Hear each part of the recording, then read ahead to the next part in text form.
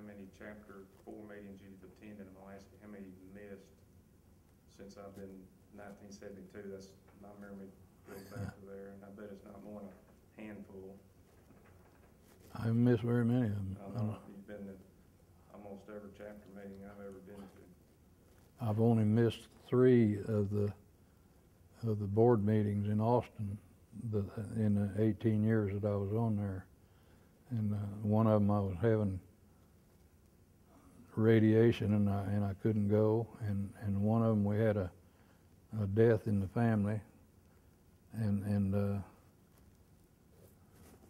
I guess I only missed 2. But as soon as I finished up and was replaced, they appointed me to the chairmanship that I have right now, and so it's just been ongoing. But it's exactly next month will be 20 years. And, that's been a real experience. Meeting lots of folks, lots of good folks. And the pay's real good too, right? Oh yeah, you get the same pay as the legislators get when they're in session, which is $30 a day if they've got the money. And I don't know who controls the money, but whoever it is hadn't been too good, because I haven't gotten a check for the $30 a day for I don't know how long. You get your gasoline mileage, and you get the motel paid for if you get in time to get the state rate. And that's not too hard to do. You just got to stay on your toes. But it's been a lot of trips to Austin. And doing some of them, Dottie and I went to Amarillo one time. I was working on that was before we had Gary Gilley, investigator, the board members to do it. We went to Amarillo, went to Fort Stockton. What's the big McDonald Observatory? We went in that area, and we took the tour through that, and that thing's up on the top of a mountain, and the house that the groundskeeper or whoever's there lives in sits out over the precipice of that mountain, and kind of on stilts. And there was a couple I know they were from New Jersey, couldn't have been from anywhere else, right behind us. And we got into the room where the big telescopes were, and they were put in there in about 1930. And I don't know why I picked up on it so much, but that lady said, "How in the world did they get these big old things in here?" And her husband, now he had on shorts and knee-high stockings, white tennis shoes, and a pullover shirt, and he had a camera hanging around his neck. He said, "Well, anybody knows." He said they bring these big winches in here and they put it up in there, and they didn't even have the equipment to do it that way. I don't know to this day how they did it, but he was an expert on most everything, and he told her right quick that they had this big machinery. And I would have liked to have been there when I saw they had clay tile roof on that house, and I would have liked to have seen the roofing contractor up there putting those things on, hanging out over that, probably about 1,000 feet down to the bottom.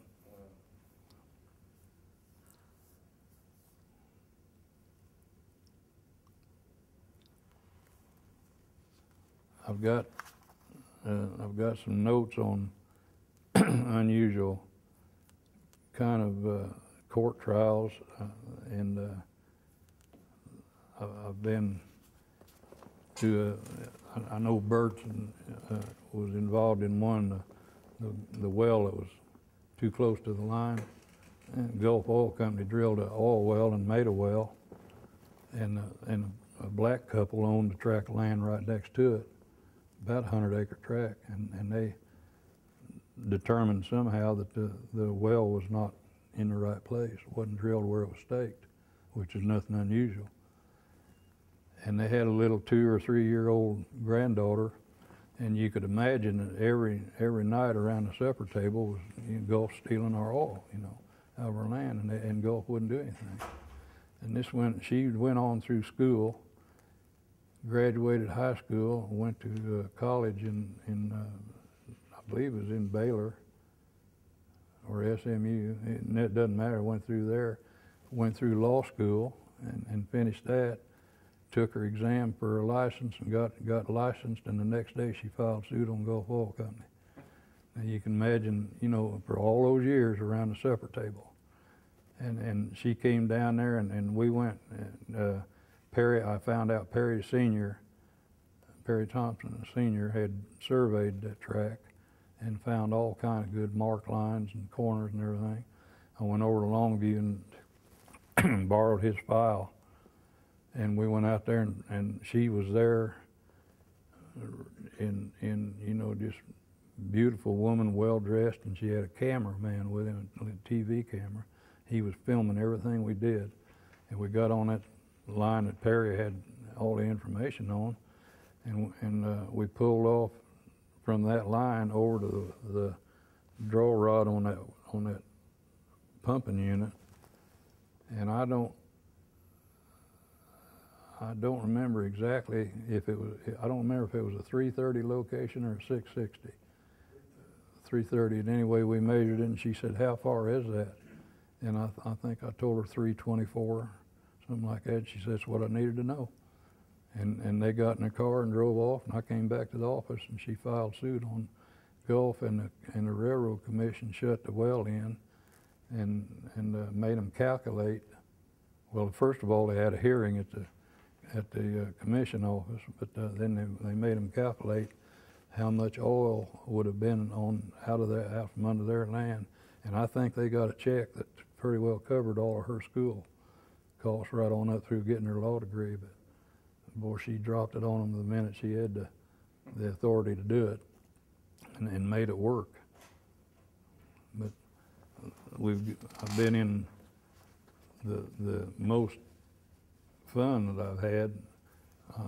Ralph Harris had a survey job on a lot in Lake Travis, and a man had gone in and bulldozed a bunch of it up. And anyway, I went down there and helped him, and we had a trial going, and it was the same time that the Surveyors Association meeting was in Fort Worth. But anyway, we had that trial going, and it went on and on for 2.5 days. There was no jury. It was just in front of the judge. And the judge was kind of a strange-looking fella, but he kept, you know, he was the king when he was sitting in the chair. And the lawyer on the other guy's side was just obnoxious as he could be. And one guy, another engineer, came in, and he had 2 iron pipes in a plastic bag, and the lawyer said, "Now, are you telling us that these are the corner pipes that are called for?" And he said, "Yes." And later on, Ralph Harris got on the stand, and they asked him the same question. Ralph said, "Well, they're not the corners anymore." The guy picked them up and brought them to the courtroom. And anyway, we started back about 1:30 on the 3rd day with testimony, and had another engineer in there, and this lawyer, obnoxious lawyer, was questioning him. And the judge said, "Now, we've been at this about an hour and a half now," and he said, "We're going to take a recess and let everybody relax a little bit." And that lawyer looked at the judge, and he said, "No, Judge." He said, "I've only got 3 more questions of this witness, and then we'll recess." And the judge had on a black robe, and it looked like a bucket of red paint came up out of the thing, and he had thank goodness, a steel handled thing, and he hit that. Then he said, "Look at me. I said recess." About the time he got that out, I was in the hall going to the restroom. I got in there, and then here comes the lawyer. He came in there. Here comes the judge. And he said, "Counselor, how long have you been practicing law?" And he told him 15 years, and he said, "You ever come into my court again and do what you just did, and you won't practice law anymore." And that case was no jury, but it was over right then, obviously. Went on about another half a day. And we finished it up at noon and drove to Fort Worth and got in on most of the convention that year and everything. But I have been in the court long enough and enough times to know that you don't tell the judge no when he says to do something, and you don't set a timetable for him because he's the king, and you got to respect that. But I had, I don't know if I've got an, anyway, that he found it was over a contour line of that lake was the take line. I mean, I'm sorry, the water level, spillway level line. That's what it was based on. But that was one of the best times that I had, and I learned a whole lot about court procedure. And I had one time here in Tyler, I had there was a lady judge, and in a matter of 3 weeks, I was in her court 3 times. One was a boundary dispute. One was testifying to the goodness of a realtor friend of mine that got a DWI, and the other one was it was a legitimate deal for the courtroom, but I was walking up to the witness stand, and she looked at me, and she was the judge in all 3 of those appearances that I made, and she looked at me and said, "We've got to quit meeting like this." And the lawyer looked at at the other one. Anyway, got over that, and it was a lawsuit over a 60-foot straight road into a veteran's land tract. It was about 1,000 feet long, and the guy that owned the tract that came off of fenced it off, and the vet couldn't get to his land. So they were having a trial on the thing, and let's see, they had old J.W. Tyner. I don't know if you remember him, but he was on the other, not on my side, he was on the other side. And this, like I say, this was a straight road, and he walked up to me, and I was wanting to get out of there, but he had a color aerial photograph about that size, solid woods and a road curving around through it, and he said, "Now, Mr. Osborn, would you look at this?" And he said, and I did, and he said, "Now, is that an accurate depiction of the road that we're talking about?" And I looked at him, and I wasn't trying to smart off, but I took the picture and looked at it like the 4-corner rule, and I said, "There's no way, Mr. Tyner, that this is." And he said, "Okay," and he sat down. Judge, excuse me, and I got out of the witness chair, and when I got to the counsel table, J.W. jumps up and shook my hand. The lawyer I was working for was sitting over there and hadn't been practicing very long. He's a judge now, but he hadn't been practicing very long then, and that thing went on about another hour and a half, and he called me at the office. He said, "I want to know what you got going on with J.W. Tyner." And I said, "Well, he's a good friend of mine." He said, "Well, he said, that wasn't a picture of that road, was it?" And I said, "No, it wasn't any way in the world." I don't know why J.W. even pulled that, but he did. But anyhow, I've had a lot of fun in some court trials. Some of them kind of mundane, but I had one.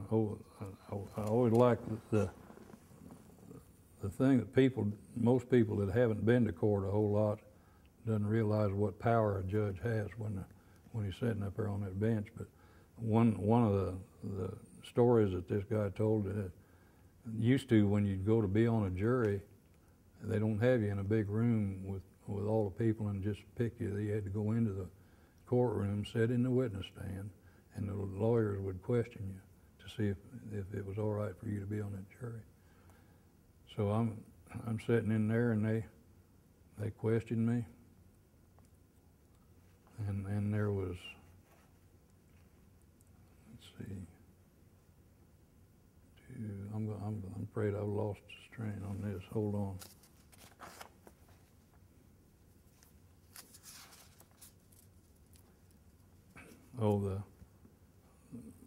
This was Bob Murphy, and he was talking about when he was a lawyer, and he said that they had a trial fixing to start, and had this woman in the witness stand interviewing her, and said she was real stern looking. And the lawyer said, "Now, do you know me?" And she said, "Yes, I know you, and you're a crook." And he said, "Well, it's always good to get your adversary identified." And he said, just out of courtesy, he said, "Well, do you know me?" And she said, "Yes, and you're a crook too." The judge hit the gavel, and they reach up and put their hand over the microphone when they talking. He told them to approach the bench. And he said, "If either one of you ask that woman if she knows me, I'll jail you for contempt of court. Stand back." And they went back and sat down, and that was about the end of that one. But they have there's been a lot of times that I've had some enjoyment.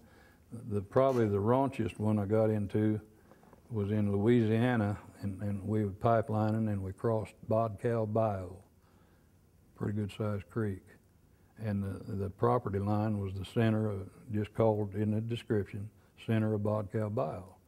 There was no evidence that it had ever moved one way or the other. So anyway, we're in the deal, and Bob Howell was the chief surveyor for Sun Oil Company. And when in Louisiana, before you go to trial, you go in a little room right by the courtroom and try to settle the claim right there. And we were in there and had the big old map unfolded showing everything, and I had drafted the plat on the things. The only reason I was over there in the courtroom. But Bob was looking at it, and he said something about the law on this is so-and-so, and that lawyer said, "Now, Mr. Howell," he said, "you may be a good surveyor, but he said, you're not a lawyer." And Bob looked at him and he said, "I may be a better GD lawyer than you think I am." And that meeting was over. So we went on into the courtroom, and we get up on the stand, and I testified that I drew the plat and why I had all that information on there and everything. And then Bob got on the stand, and that lawyer said, "Now, Mr. Howell, just keep it clear with the court, would you explain how you arrive at the center line of Bodcow Bayou?" And Bob said, "Well, do you want to know the center line of the water, the center line of the low banks, or the center line of the high banks, or the Thalwag? Thalwag. And that lawyer said, "Judge, would you instruct this witness to answer my question?" The judge said, "Counselor, I would not jump on that with a 10-foot pole." And that trial was over, and we were walking out, and this lawyer was right behind us, and Bob and I were right together walking out, and he knew that lawyer was back there. And he said, "What do you think of my," he did me like that, "what do you think of my testimony?" And I said, "Well, it's good." And he said, "Dumb SOB doesn't know the Thalwag doesn't apply to anything in Louisiana, it's just in Mississippi." And that guy heard us, I know he did, and he went out and got in his Cadillac and backed out, and it was just like the Dukes of Hazzard leaving downtown.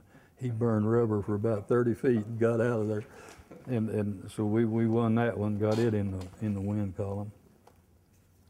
And the other thing that we got to do, when the East Texas oil field drilling scandal came up, and the state hired John to survey all of the tracks that they had suspect, and we'd survey it, tie the well in and everything. They'd run a geophone down and set off dynamite charges, and then we'd spot that. And there was a whole bunch of that. But anyway, I had a crew that I was party chief on, and we were working over there, and we needed to go in behind a farmhouse to get down to where we wanted to go. And the guy that owned the farmhouse was sitting out on the porch in a swing. And I went up and introduced myself and told him what we were doing. And he said, "Now, you working there on this scandal they're having?" And I said, "Yes, sir." And he said, "Well," he said, "now, I'm retired from the oil field." And he said, "I've been sitting here in this porch for about 3 years now, and I've been wondering, watching these pipe trucks come by." He said, "I've been wondering how could they put 7,000 feet of pipe in a 3,500-foot hole." And he said, "Now I know. You told me why." And that, you know, you run into people like that, and then they can come up with something just like counting the cows, you know. But that turned in. Then there was one other company over there. After all of the lawsuits and had been settled, and the fight was nearly over, and they drilled a well, vertical well, 3,500 feet, and they skidded the rig over just enough to, you couldn't see the other well, and they drilled a slant hole to the oil. And they called the Railroad Commission to come out and do the deviation test on the vertical line, how much it might be off at the bottom. They checked that, and it was all right, so they approved it, and they left. And the next morning, the production crew was supposed to come out to figure out what the potential of the well was, you know.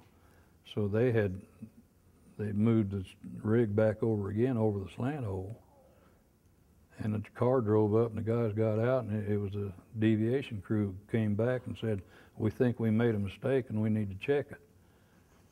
And it took every dime they had. That's when I call it the Taj Mahal law office in Henderson that you and I were in. Houston? Yeah. That's where they got the money, saving that guy from going to the pen. But that, you know, that takes a lot of guts to do something like that, and a lot of skill. They had one driller on the stand during one of the court cases and trials on that thing, and they asked him, his nickname was Whipstock Bill, and the lawyer asked him, said, "Now, can you drill a well on a diagonal and bottom it where you want it to be bottomed?" He said, "You throw a pack of cigarettes down there about a half mile away, and I'll bottom a well under it." They passed that witness right off and went on. But to my knowledge, there was only one person that went to the jail or the penitentiary for that deal. All the rest of them got out of it, but boy, it broke them. It got so bad that Humble had a well producing, and they was drilling a slant well, and all of a sudden they started losing all their drilling mud, and about 2 days later they found all that mud over in the tank with the oil coming out of that Humble well, and that was about the end of it. That's about all I know to talk about.